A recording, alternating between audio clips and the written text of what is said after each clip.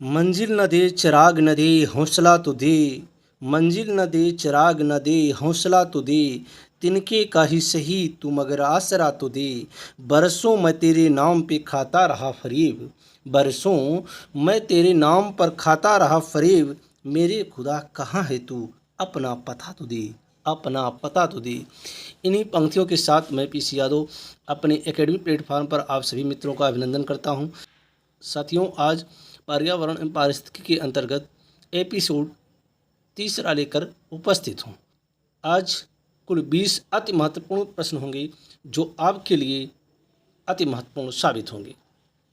तो प्रश्न नंबर 1, समुद्री घास निम्नलिखित तत्व का मुख्य तथा महत्वपूर्ण स्रोत है। समुद्री घास में किस प्रकार का महत्वपूर्ण स्रोत किस तत्व का है, यानी समुद्री घास में वह कौन सा तत्व है जो उसका मुख्य महत्वपूर्ण स्रोत है। विकल्प नंबर ए आयोडीन, विकल्प नंबर बी क्लोरीन, विकल्प नंबर सी ब्रोमीन, विकल्प नंबर डी उपर्युक्त में से कोई नहीं। तो इस प्रश्न का सही उत्तर अगर देखें तो विकल्प नंबर ए आयोडीन इसका सही उत्तर है। समुद्री घास जो होती है उसमें आयोडीन मुख्य तत्व के रूप में उपस्थित रहता है। अब देखते हैं प्रश्न नंबर 2, राष्ट्रीय कृषि वानिकी अनुसंधान केंद्र स्थित है। राष्ट्रीय कृषि वानिकी अनुसंधान केंद्र कहाँ स्थित है। विकल्प number A Agra, B Jhansi, C Kanpur, D Lucknow. तो इस प्रश्न का सही उत्तर है विकल्प नंबर बी झांसी। झांसी में ही राष्ट्रीय कृषि वानिकी अनुसंधान केंद्र स्थित है। अब देखते हैं प्रश्न नंबर 3, भारत का सबसे पहला जैवमंडल आरक्षित क्षेत्र कहाँ स्थापित हुआ। विकल्प नंबर ए ग्रेट निकोबार में, विकल्प नंबर बी मन्नार की खाड़ी में, विकल्प नंबर सी नंदा देवी, विकल्प नंबर डी नीलगिरी। तो इस प्रश्न का सही उत्तर है विकल्प नंबर डी।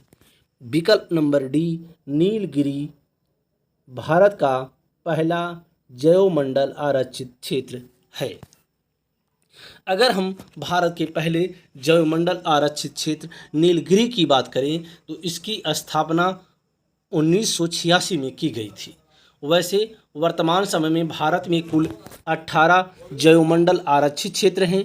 नवीनतम जो जैवमंडल आरक्षित क्षेत्र है वह है पन्ना मध्य प्रदेश का 2011 में। क्षेत्रफल की दृष्टि से देखें तो नंबर 1 पे आता है कच्छ का रण और नंबर 2 पे आता है मन्नार की खाड़ी। 18 जैवमंडल आरक्षित क्षेत्रों में से 12 यूनेस्को जैवमंडल आरक्षित क्षेत्र के रूप में परिवर्तित हैं, यानी कुल 18 जैवमंडल आरक्षित क्षेत्रों में 12 यूनेस्को द्वारा इसको आरक्षित किया गया है। अब देखते हैं प्रश्न नंबर 4, दंडकारण्य प्रदेश स्थित नहीं है। इन चारों विकल्पों में देखें तो दंडकारण्य प्रदेश कहाँ स्थित नहीं है।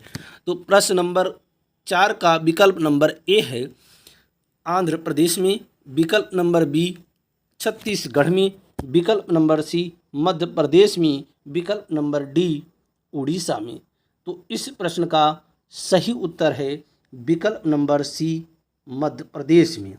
मध्य प्रदेश में दंडकारण्य प्रदेश स्थित नहीं है।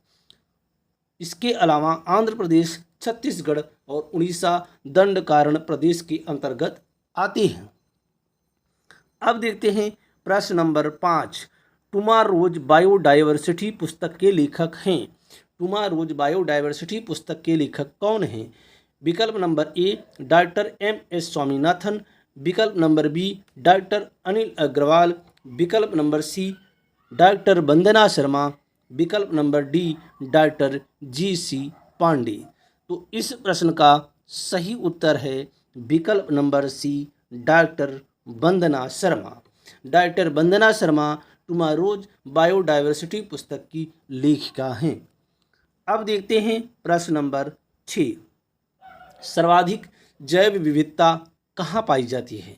विकल्प नंबर ए शांत घाटी, विकल्प नंबर बी कश्मीर घाटी, विकल्प नंबर सी सुरमा घाटी, विकल्प नंबर डी फूलों की घाटी।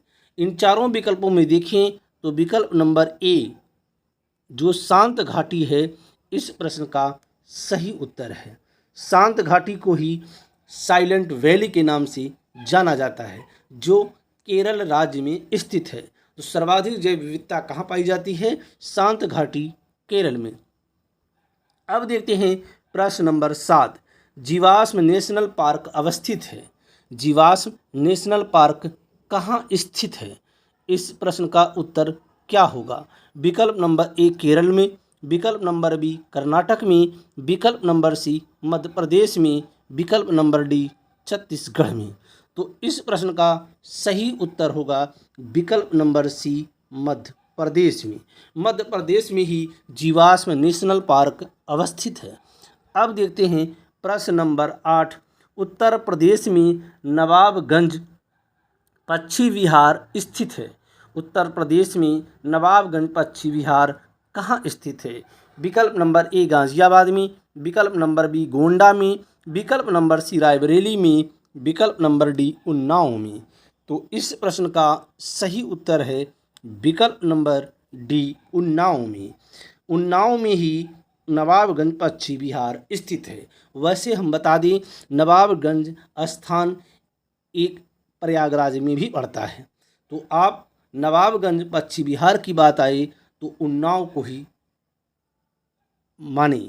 उन्नाव में ही नवाबगंज पक्षी विहार स्थित है। अब देखते हैं प्रश्न नंबर 9। शीतकाल में आपको भारत में साइबेरियाई सारस प्रायः कहाँ दिखाई दे सकता है? शीतकाल के समय में भारत में साइबेरियाई सारस आते हैं। ये कहाँ दिखाई दे सकते हैं? किस जगह ये दिखाई देते हैं? विकल्प नंबर ए सासनगिर सेंचुरी में, विकल्प नंबर बी रणथंभौर सेंचुरी में, विकल्प नंबर सी डाचीगम नेशनल पार्क में, विकल्प नंबर डी केवला देवी घाना सेंचुरी में। तो इस प्रश्न का सही उत्तर है विकल्प नंबर डी केवला देवी घाना सेंचुरी में। केवला देवी घाना सेंचुरी में प्रतिवर्ष शीतकाल के मौसम में साइबेरियाई सारस यहाँ दिखाई देते हैं। अब देखते हैं प्रश्न नंबर 10।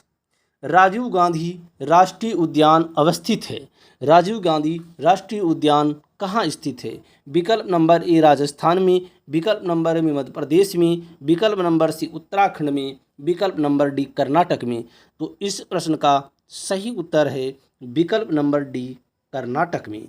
कर्नाटक में ही राजीव गांधी राष्ट्रीय उद्यान स्थित है। अब देखते हैं प्रश्न नंबर 11। नोकरेक जैवमंडलीय क्षेत्र निम्न में से किस राज्य में स्थित है? नोकरेक जैवमंडलीय आरक्षित क्षेत्र किस राज्य में स्थित है?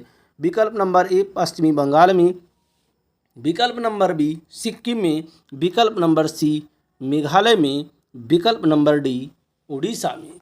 तो इस प्रश्न का सही उत्तर है विकल्प नंबर सी मेघालय में। मेघालय में ही नोकरेक जैवमंडलीय आरक्षित क्षेत्र स्थित है। अब देखते हैं प्रश्न नंबर 12।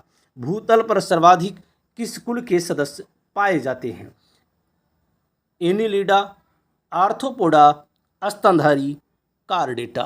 तो इन विकल्पों में से विकल्प नंबर बी इस प्रश्न का सही उत्तर है। संघ आर्थ्रोपोडा के कुल के सदस्य भूतल पर सर्वाधिक मात्रा में पाए जाते हैं। अब देखते हैं प्रश्न नंबर 13। सुंदरी नामक वृक्ष कहाँ पाए जाते हैं? विकल्प नंबर ए वृंदावन में, विकल्प नंबर बी नंदनकानन में, विकल्प नंबर सी मानस वन में, विकल्प नंबर डी सुंदरवन में। तो इस प्रश्न का सही उत्तर है विकल्प नंबर डी सुंदरवन में। सुंदरवन सुंदरी नामक वृक्षों की वजह से ही इसका नामकरण हुआ है। सुंदरवन पश्चिमी बंगाल राज्य में ही स्थित है। जो गंगा का डेल्टाई क्षेत्र है उस सुंदरवन के नाम से जाना जाता है। अब देखते हैं प्रश्न नंबर 14। डॉक्टर सलीम अली किस क्षेत्र के ख्यातिलब्ध व्यक्तित्व थे? प्रश्न नंबर 14 के विकल्प हैं ए हाथी विशेषज्ञ, बी बाघ विशेषज्ञ, सी पक्षी विशेषज्ञ, डी वन प्राणी विशेषज्ञ।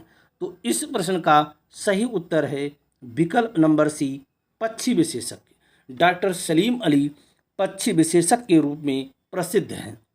अब देखते हैं प्रश्न नंबर 15। लिविंग प्लेनेट सूचकांक क्या है? विकल्प नंबर ए विश्व के संकटग्रस्त प्राणियों तथा वृक्षों की स्थिति का सूचक है। विकल्प नंबर बी परम दुर्लभ पौध प्रजातियों का सूचक है। विकल्प नंबर सी जैव विविधता की स्थिति का सूचक है। विकल्प नंबर डी उपरोक्त में से कोई नहीं। तो इस प्रश्न का सही उत्तर है विकल्प नंबर सी, जैव विविधता की स्थिति का सूचक लिविंग प्लेनेट सूचकांक है। अब देखते हैं प्रश्न नंबर 16। किसी प्रजाति को विलुप्त माना जा सकता है जब वह अपने प्राकृतिक आवास में नहीं देखी गई हो। यानी किसी प्रजाति को विलुप्त कब माना जा सकता है? जब वह अपने प्राकृतिक आवास में 15 वर्ष, 20 वर्ष, 10 वर्ष या 50 वर्ष में ना देखी गई हो। तो इस प्रकार प्रश्न नंबर 16 का विकल्प नंबर डी जो 50 वर्ष है इस प्रश्न का सही उत्तर है। किसी प्रजाति को तब तक विलुप्त नहीं माना जा सकता है जब तक वह अपने प्राकृतिक आवास में दिखाई दे रही है। अगर वह 50 वर्ष से अधिक समय तक अपने प्राकृतिक आवास में वह प्रजाति नहीं दिखाई देती है तो उस प्रजाति को विलुप्त माना जा सकता है। अब देखते हैं प्रश्न नंबर 17। निम्न में से यूनेस्को धरोहर स्थल है। निम्न में से यूनेस्को धरोहर स्थल है। विकल्प नंबर ए केवला देवी राष्ट्रीय उद्यान, विकल्प नंबर बी चिल्का झील, विकल्प number C Corbett national park, विकल्प नंबर डी केरल का पश्च जल। तो इस प्रश्न का सही उत्तर है विकल्प नंबर ए केवला देवी राष्ट्रीय उद्यान। केवला देव राष्ट्रीय उद्यान यूनेस्को धरोहर स्थल के रूप में है। यहाँ आपको हम बता दें कि भारत में अब तक कुल 40 यूनेस्को धरोहर स्थल हैं। कितने हैं? 40 यूनेस्को धरोहर स्थल हैं, जिसमें से 32 सांस्कृतिक हैं। 32 कितने हैं? सांस्कृतिक हैं। 7 कितने हैं? प्राकृतिक हैं। और एक जो है मिश्रित स्थल है। और एक जो मिश्रित स्थल है वो कंचनजंगा राष्ट्रीय उद्यान है और यह 2016 में यूनेस्को धरोहर स्थल में शामिल हुआ। अगर हम 40वें यूनेस्को धरोहर स्थल की बात करें तो वो है धौलावीरा और 39वां है रुद्रेश्वर मंदिर। तो इस प्रकार प्रश्न नंबर 17 का सही आंसर है विकल्प नंबर ए केवलादेव राष्ट्रीय उद्यान। अब देखते हैं प्रश्न नंबर 18। सर्वाधिक जैव विविधता कहाँ पाई जाती है? विकल्प नंबर ए उष्णकटिबंधीय वर्षा वनों में, विकल्प नंबर बी शीतोष्णकटिबंधीय वनों में, विकल्प नंबर सी शंकुधारी वनों में, विकल्प नंबर डी उत्तर ध्रुवीय वनों में।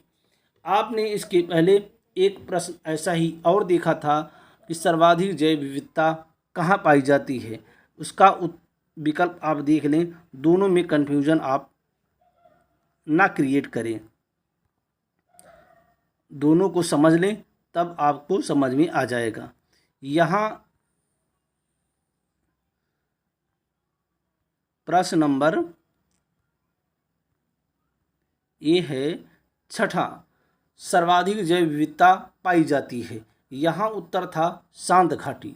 लेकिन अगर हम इस प्रश्न की बात करें सर्वाधिक जैव विविधता कहाँ पाई जाती है, अगर प्रश्न नंबर 18 की बात करें, जो इसमें विकल्प दिए गए हैं उन विकल्पों में से विकल्प नंबर ए उष्णकटिबंधीय वर्षा वनों में सर्वाधिक जैव विविधता पाई जाती है। अगर उष्णकटिबंधीय वर्षा वनों की बात करें तो जैसे पृथ्वी है, पृथ्वी ऐसे है और यहाँ आप समझिए कि ये है भूमध्य रेखा। भूमध्य रेखा के जो आसपास का इलाका है वो उष्णकटिबंधीय क्षेत्रों में आता है। उष्णकटिबंधीय क्षेत्रों में जो वर्षा होती है उष्णकटिबंधीय क्षेत्रों में जो वर्षा होती है, इसलिए यहाँ प्रचुर मात्रा में वन होते हैं और यहाँ जैव विविधता अधिक पाई जाती है। तो इस प्रकार प्रश्न नंबर 18 का सही उत्तर है उष्णकटिबंधीय वर्षा वनों में। अब देखते हैं प्रश्न नंबर 19, निम्नलिखित में से कौन सा स्थल वनस्पति संरक्षण हेतु स्वस्थान पद्धति इन सीटू नहीं है। विकल्प नंबर ए जैवमंडलीय आरक्षित क्षेत्र, विकल्प नंबर बी वानस्पतिक उद्यान, विकल्प नंबर सी राष्ट्रीय पार्क, विकल्प नंबर डी वन्य प्राणी अभयारण्य। तो इस प्रश्न का सही उत्तर है विकल्प नंबर बी वानस्पतिक उद्यान। वानस्पतिक उद्यान इन सीटू के अंतर्गत नहीं आता, यह एक्स सीटू के अंतर्गत आता है।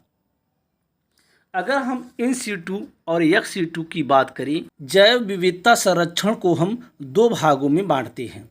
एक है स्वस्थानीय संरक्षण यानी इन सीटू और दूसरा है बाह्य स्थानीय संरक्षण यानी एक्स सीटू। अगर हम इन सीटू की बात करें, जब जीव व वनस्पति जातियों को उनके वास क्षेत्र में ही संरक्षण प्रदान कर दिया जाता है तो उसे इन सीटू कहा जाता है। जैसे इसमें राष्ट्रीय उद्यान आते हैं, वन्य जीव अभयारण्य आते हैं, पवित्र उपवन आते हैं, समुदाय व संरक्षण आगार आते हैं। अगर हम बाह्य स्थानीय संरक्षण की बात करें यानी एक्स सीटू की बात करें, जब जीव व वनस्पति जातियों को उनके वास क्षेत्र से हटाकर अन्यत्र संरक्षित किया जाता है तो वह एक्स सीटू के नाम से जाना जाता है। जैसे बीज बैंक हैं, जीन बैंक हैं, निम्न तापीय संरक्षण है, वनस्पति उद्यान है, चिड़ियाघर है, जंतु उद्यान है, ये सब एक्स सीटू के अंतर्गत आते हैं। तो इस प्रश्न का सही उत्तर है विकल्प नंबर बी वनस्पति उद्यान। अब देखते हैं प्रश्न नंबर 20 और इस वीडियो का एक अंतिम प्रश्न है। भारत में जैव विविधता की दृष्टि से धनी स्थान है, यानी भारत में जैव विविधता की दृष्टि से इन विकल्पों में से कौन सा स्थल ज़्यादा संपन्न है। विकल्प नंबर ए पश्चिमी घाट, विकल्प नंबर बी पूर्वी घाट, विकल्प नंबर सी थार रेगिस्तान, विकल्प नंबर डी बंगाल की खाड़ी। तो इस प्रश्न का सही उत्तर है विकल्प नंबर ए पश्चिमी घाट। पश्चिमी घाट जैव विविधता की दृष्टि से धनी स्थल है। अगर हम भारत की बात करें तो भारत में पश्चिमी घाट, ये इलाका पश्चिमी घाट के अंतर्गत आता है और ये इलाका पूर्वी घाट के अंतर्गत आता है। तो ये जो इलाका पश्चिमी घाट के अंतर्गत आता है, ये जैव विविधता की दृष्टि से अत्यंत समृद्ध है, क्योंकि जो दक्षिण पश्चिम मानसून जाता है ये यहाँ पर टकराता है केरला में, और यहाँ ये पश्चिमी घाट जो पर्वत है, पश्चिमी घाट पर्वत और समुद्र तटीय इलाके जो ये मैदान सकरा मैदान है, यहाँ से यहाँ तक का इलाका, यहाँ प्रचुर मात्रा में बरसात होती है और यहाँ पर जैव विविधता फलीभूत होती है। जैव विविधता बहुत ही अधिक मात्रा में यहाँ पाई जाती है। तो इस प्रकार अगर हम देखें तो इस प्रश्न का सही उत्तर है विकल्प नंबर ए पश्चिमी घाट में। चलते चलते आपके लिए कुछ पंक्तियां हैं।